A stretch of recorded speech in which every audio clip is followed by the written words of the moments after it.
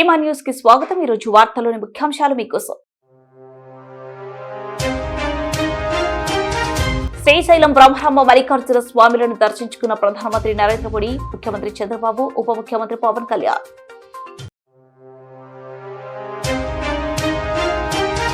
అక్రమ అరెస్టులకు వ్యతిరేకంగా సుందరయ్య సర్కిల్లో సిపిఎం నిరసన.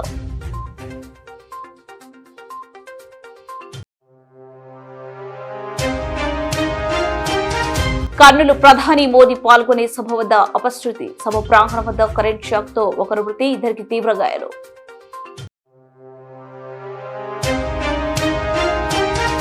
న్యాయం అడిగితే ఇంటి వద్దే సంఖ్యలు, న్యాయం జరిగే వరకు పోరాటం ఆర్పమన్న ప్రతిభాయి తల్లి.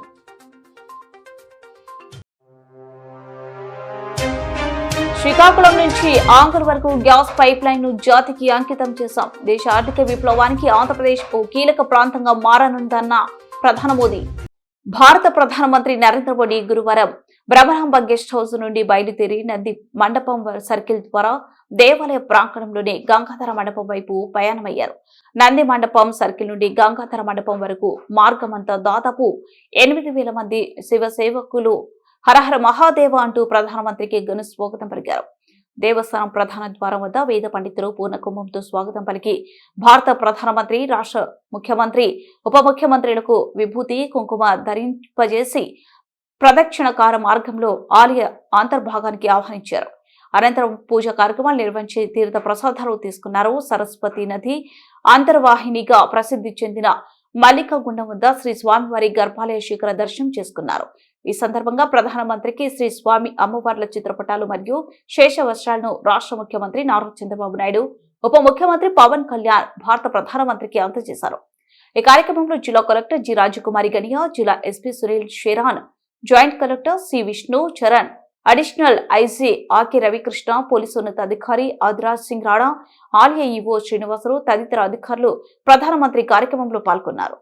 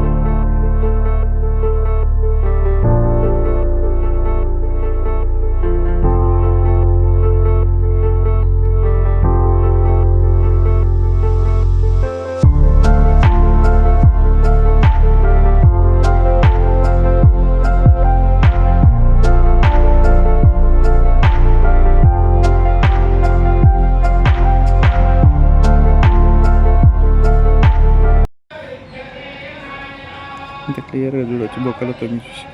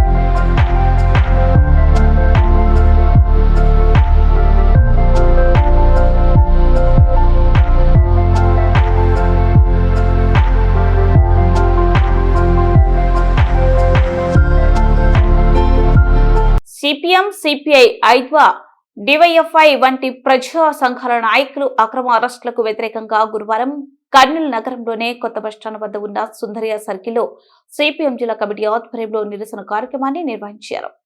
సిపిఎం జిల్లా కార్యదర్శి వర్గ సభ్యులు జి రామకృష్ణ అధ్యక్షతన జరిగిన ధర్నా కార్యక్రమాన్ని ఉద్దేశించి సిపిఎం జిల్లా కార్యదర్శి వర్గ సభ్యులు పిఎస్ రాధాకృష్ణ, ఎండి ఆనందబాబు, టి రాముడు మాట్లాడారు. అరెస్టు చేసిన నాయకులను తక్షణమే విడుదల చేయాలని డిమాండ్ చేశారు. ప్రధాని నరేంద్ర మోడీ కర్నూలు పర్యటన సందర్భంగా సిపిఎం పార్టీ జిల్లా కార్యదర్శి గౌస్ దేశాయ్, సిపిఎం రాష్ట్ర కమిటీ సభ్యులు పి నిర్మల, సిపిఎం కర్నూలు నగర కార్యదర్శి రాజశేఖర్, జిల్లా నాయకులు విజయ్, షరీఫ్, అబ్దుల్ దేశాయ్, మహిళా సంఘం రాష్ట్ర నాయకులు అరివేలమ్మ, శ్యామలమ్మ, సిపిఎం నగర నాయకులు సాయిబాబా, కె ప్రభాకర్, డివైఎఫ్ఐ జిల్లా నాయకులు వెంకటేష్ తదితరులను అక్రమంగా అరెస్ట్ చేసి గృహ నిర్బంధం చేయడం, కొంతమందిని అరెస్ట్ చేసి పోలీస్ స్టేషన్లో నిర్బంధించడాన్ని సిపిఎం పార్టీగా తీవ్రంగా ఖండిస్తున్నామన్నారు. వెంటనే అరెస్టు చేసిన నాయకులను విడుదల చేయకపోతే ఆందోళనలను మరింత తీవ్రాంతరం చేస్తామని వారు హెచ్చరించారు. ఈ కార్యక్రమంలో సిపిఎం జిల్లా నాయకులు నగేష్, గురుశేఖర్, నగర నాయకులు నరసింహులు, రాఘవేంద్ర, శేషాద్రి, హుసేన్ భాషా, షేక్ షావలి, యోగి తదితరులు పాల్గొన్నారు.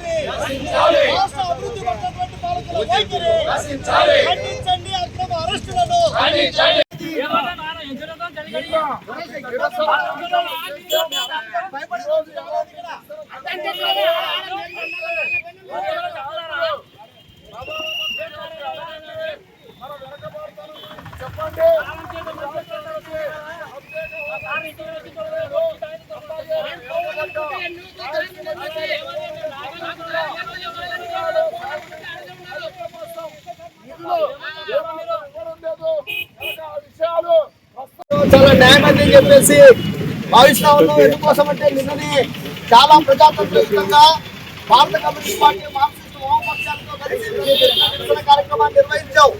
నిన్న నిరసన కార్యక్రమం నిర్వహించామంటే కార్యక్రమంతో మేము ఏ రకంగా విభేదించడం లేదు. మేము కోరుకుంటున్నదో ఒకటే, మా నినాదం అంతా ఒకటే, వచ్చేటువంటి ఫలితంగా ఈ జిల్లాకు, ఈ రాష్ట్రానికి ఉపయోగపడాలని చెప్పేసి భారత కమ్యూనిస్ట్ పార్టీ కోరుకుంటా ఉంది. అందుకోసమే మేము అడిగాం, అయ్యా మీరు వస్తున్నారు, వస్తున్నారు, జీఎస్టీ రాష్ట్రానికి చాలా దుర్మార్గమైనటువంటి చర్య. అందరూ కూడా మొత్తం కూడా నగర ప్రజలు, జిల్లా ప్రజలు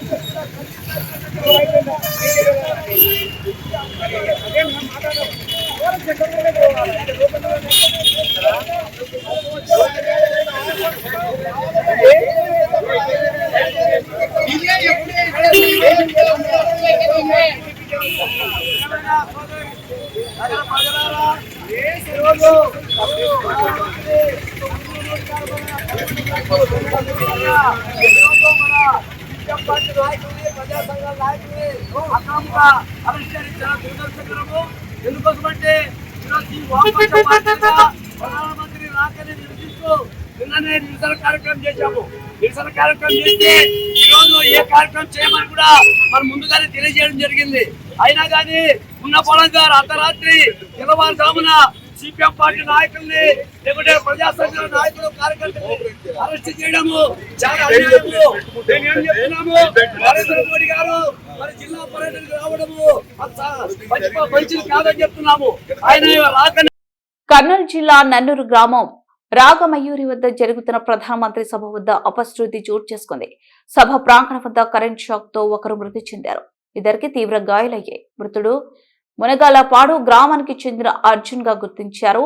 సభ ప్రాంగణం వద్ద ఇనుప రాడుతో కూడిన జెండా కరెంటు తీగకు తగలడంతో అర్జున్ మృతి చెందాడని తెలిసింది. మృతదేహాన్ని కర్నూలు జనరల్ హాస్పిటల్లో ఉన్న మార్చిరి వద్ద సిపిఎం జిల్లా కార్యదర్శి వర్గ సభ్యులు పిఎస్ రాధాకృష్ణ, జి రామకృష్ణ, ఎండి ఆనందబాబు, జిల్లా నాయకులు నగేష్, నరసింహులు, రాఘవేంద్ర సందర్శించి నివాళులు అర్పించారు. అనంతరం అతనితో పాటు విద్యుత్ షాక్కు గురై ప్రభుత్వ సర్వజన వైద్యశాల క్యాజువాలిటీలో చికిత్స పొందుతున్న ఎం రాఘవ, ఎం కృపామృతంలను పరామర్శించి వారికి ధైర్యం చెప్పారు. ఈ సందర్భంగా వారు మాట్లాడుతూ మృతుడి కుటుంబానికి ప్రభుత్వం 50 లక్షలు నష్టపరిహారాన్ని, మరో ఇద్దరికి 10 లక్షల చొప్పున నష్టపరిహారాన్ని ఇచ్చి ఆదుకోవాలన్నారు. దుర్మార్గమైన సంఘటన నరేంద్ర మోడీ పర్యటన సందర్భంగా జరిగింది. ఈ సభ సందర్భంగా నిరుపేద దళితుడైనటువంటి 15 సంవత్సరాల ముక్కుపచ్చలాడినటువంటి అర్జున్ విద్యుత్ స్తంభానికి ఆ రకంగా తీగలకు తగిలి తను పట్టుకున్నటువంటి జెండా కారణంగానే చనిపోవడం అనేటువంటి జరిగింది.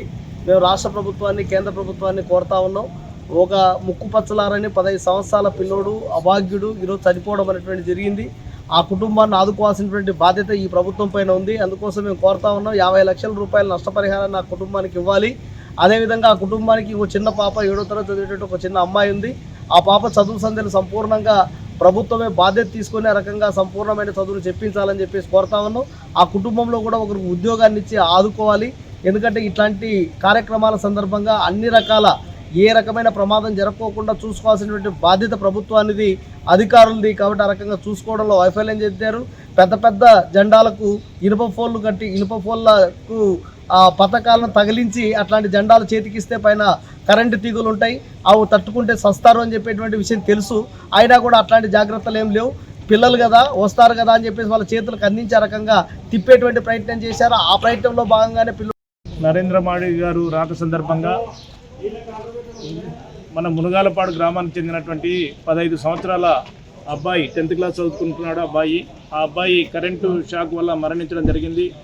ఇది తీవ్రమైనటువంటి మన మనసును బాధించేటువంటి విషయం. ఆ కుటుంబం శోభ తీర్చలేనటువంటిది. అయితే తెలుగుదేశం పార్టీ నాయకులు అట్లాగే కేడీసీసీ చైర్మన్ గారు 5 లక్షల రూపాయలు ఆ కుటుంబానికి ఇచ్చారని చెప్పారు. చెక్కు రూపంలో ఇచ్చారని చెప్పినారు. మేము సిపిఎం పార్టీగా డిమాండ్ చేసేది ఏమిటంటే ఆ కుటుంబాన్ని మరింత పూర్తి స్థాయిలో ఆదుకోవాల్సినటువంటి అవసరం ఉంది. ఇద్దరు మాత్రమే. సుగాలి ప్రతిభాయ్ కేసులో న్యాయం చేయాలని ప్రతిభాయ్ తల్లిదండ్రులు కోరారు.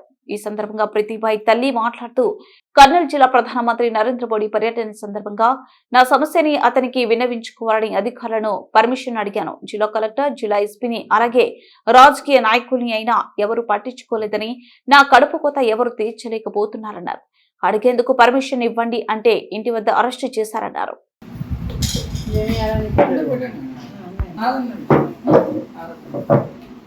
రాజు నాయక్ అంటే పోనీ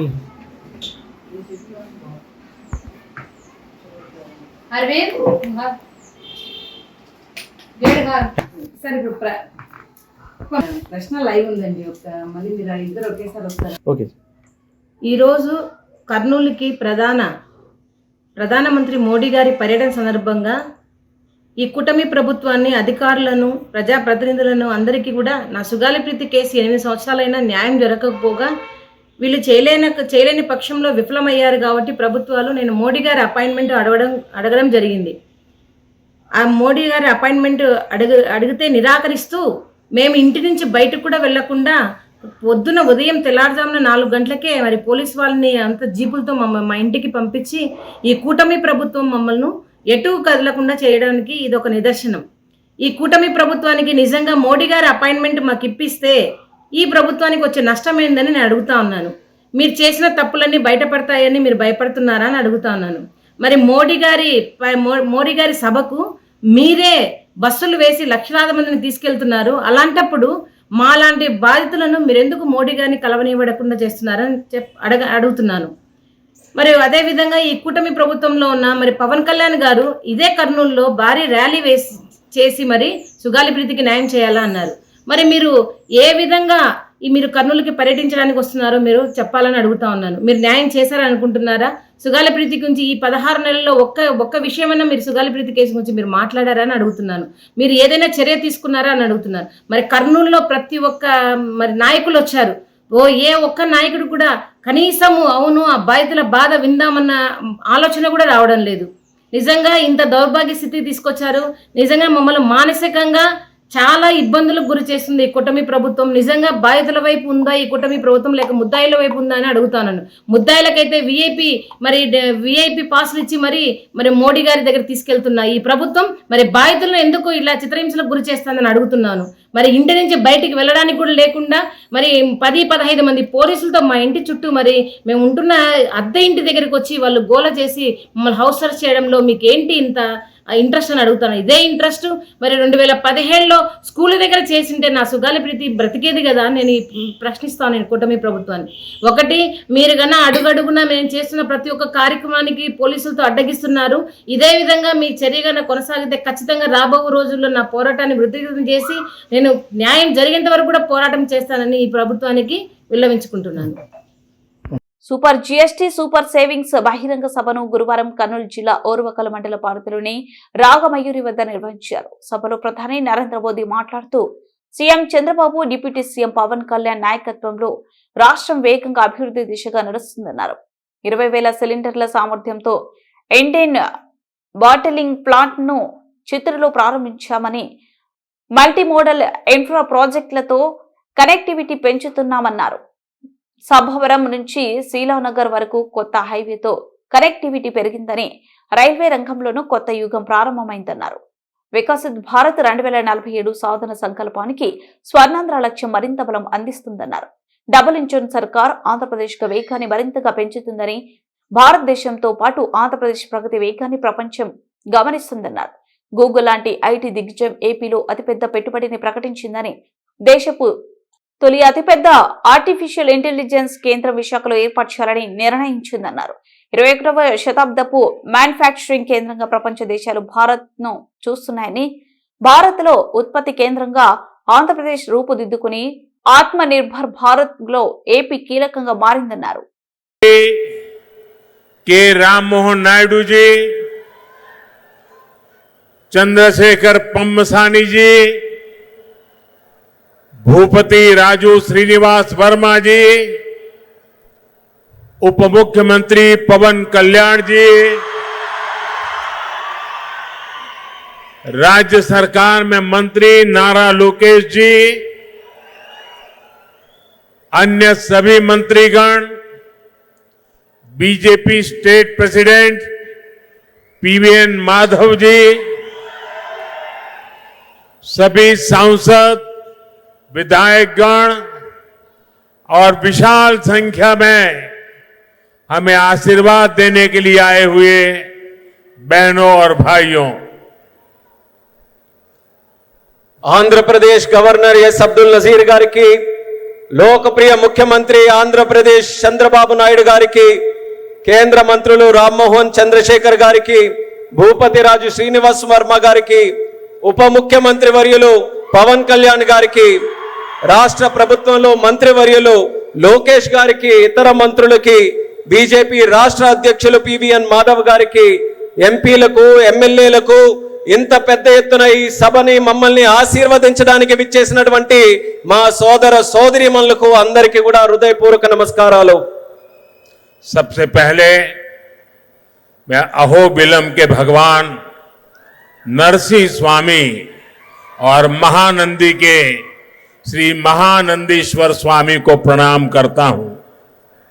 मैं मंत्रालय के गुरु श्री राघवेंद्र स्वामी से भी हम सभी के लिए आशीर्वाद मांगता हूं. ముందుగా మన అహోబిలం నరసింహ స్వామికి మరియు మహానంది శ్రీ మహానందీశ్వర స్వామికి నమస్కరించుకుంటున్నాను. అలా మంత్రాలయంలో గురువు గారు శ్రీ రాఘవేంద్ర స్వామి వారి ఆశీస్సులు కూడా మనందరికీ ఉండాలని కోరుకుంటున్నాను. साथियों, द्वादश ज्योतिर्लिंग स्तोत्रम के पाठ में आता है, सौराष्ट्रे सोमनाथम च श्रीशैले मल्लिकार्जुनम, यानी द्वादश ज्योतिर्लिंगों में प्रथम भगवान सोमनाथ और द्वितीय भगवान मल्लिकार्जुन का नाम एक साथ आता है.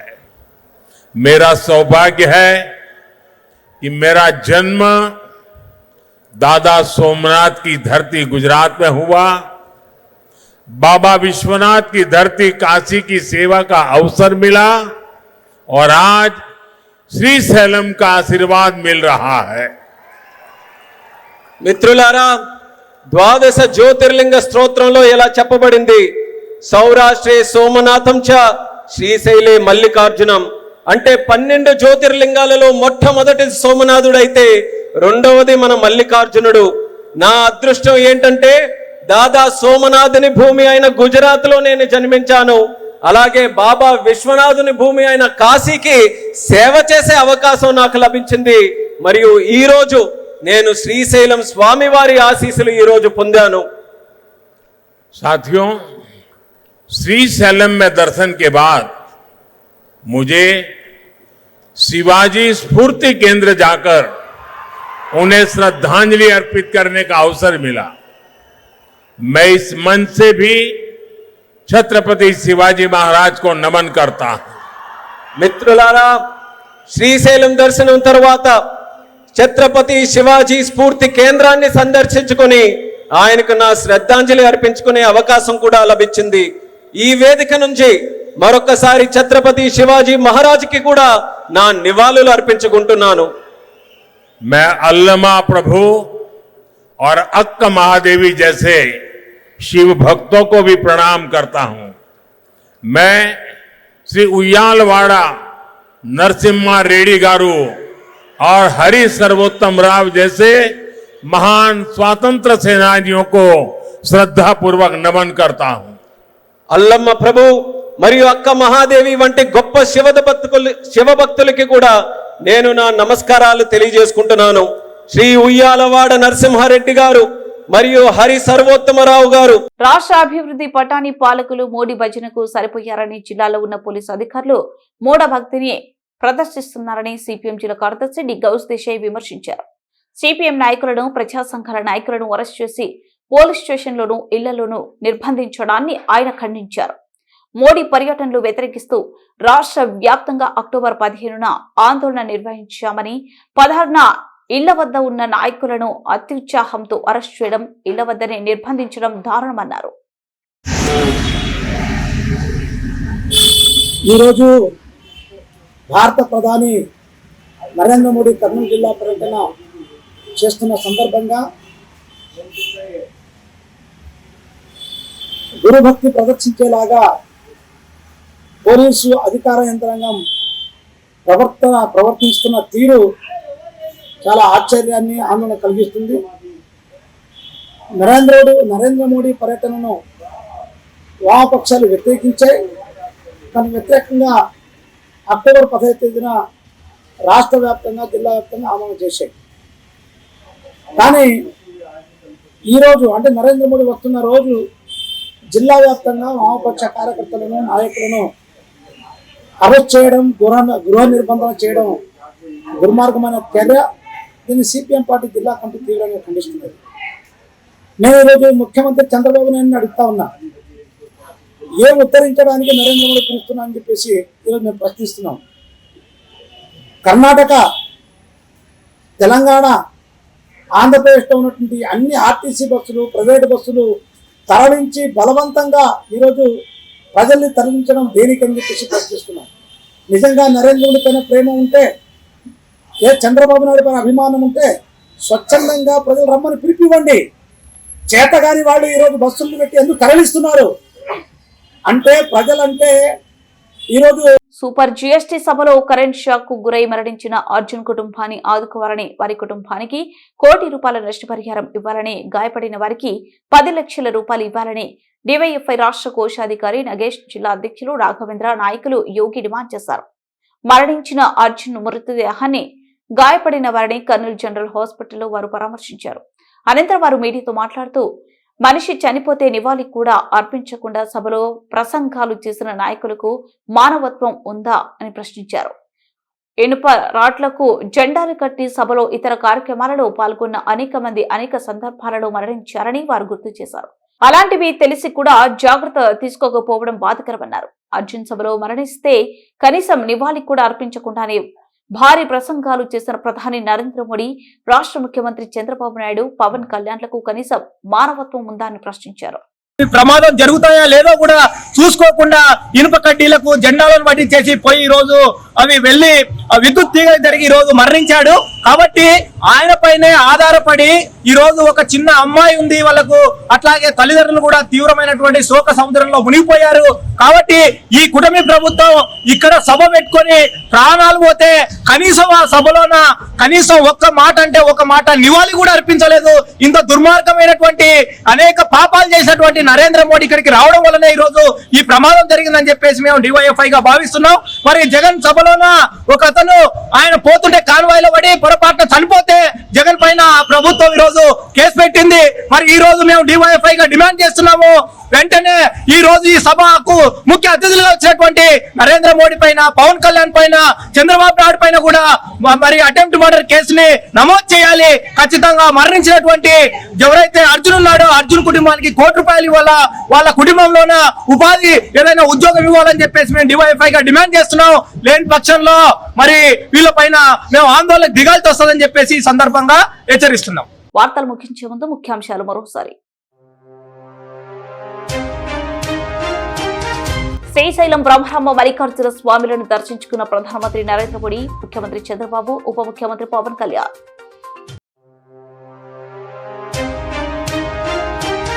అక్రమ అరెస్టులకు వ్యతిరేకంగా సుందరయ్య సర్కిల్లో సిపిఎం నిరసన.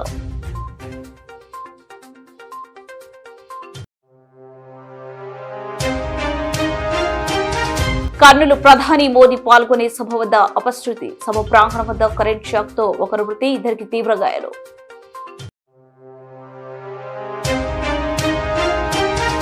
న్యాయం అడిగితే ఇంటి వద్దే సంఖ్యలు, న్యాయం జరిగే వరకు పోరాటం ఆర్పమన్న ప్రతిభాయ్ తల్లి.